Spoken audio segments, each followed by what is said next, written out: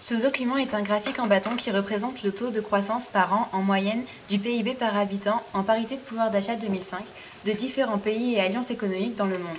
D'abord entre 1960 et 1980, puis entre 1980 et 2013, d'après le CEPII, le principal centre français d'études et de recherche en économie internationale.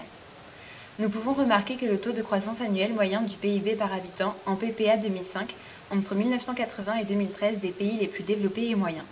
Par exemple, aux États-Unis, il est de 1,5%, en France il est de 1% et au Japon de 2%. On peut déduire que leur croissance est toujours présente, mais de moins en moins rapide. Pour les pays en développement, on remarque une forte augmentation du taux de croissance par an en moyenne du PIB par habitant en PPA 2005 entre 1980 et 2013. En Inde, il était presque de 4,5%. En Chine, il était 6 fois supérieur à celui des États-Unis, soit 9%. On peut en déduire la forte expansion économique des pays émergents. Pour les pays les moins développés, on remarque un taux de croissance annuel moyen du PIB par habitant en PPA 2005 très faible, entre 1980 et 2013.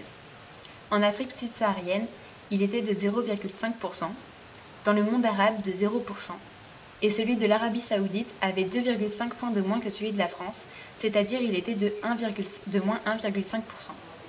On peut voir que ces pays n'ont pratiquement pas de croissance. Les pays ont une croissance, mais ils n'ont pas tous le même rythme. Entre 1960 et 1980, les États-Unis ont connu une augmentation du taux de croissance annuel moyen du PIB par habitant en PPA 2005 de 2,5%, en France de 4% et au Japon de 6%.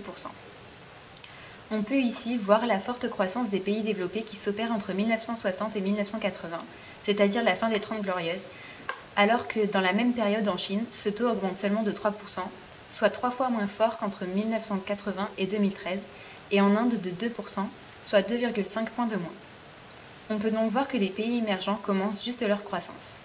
Quant aux pays en sous-développement, ils ont connu une forte croissance qui se traduit par une forte augmentation du taux de croissance par an en moyenne du PIB par habitant en PPA 2005. Celui de l'Arabie saoudite est 2,5 fois supérieur à celui des États-Unis, soit 6,5%.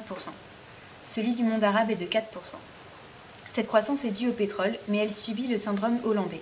La rente du pétrole n'est pas durable, d'où la croissance annuelle moyenne du PIB par habitant en PPA 2005 du monde arabe entre 1980 et 2013 est pratiquement nulle. On peut donc conclure de ce document que les différents pays du monde ont entamé un processus de croissance à des dates différentes. On va donc se demander s'il y aura convergence. Mais ce document ne nous montre pas le PIB par habitant pour pouvoir le confirmer.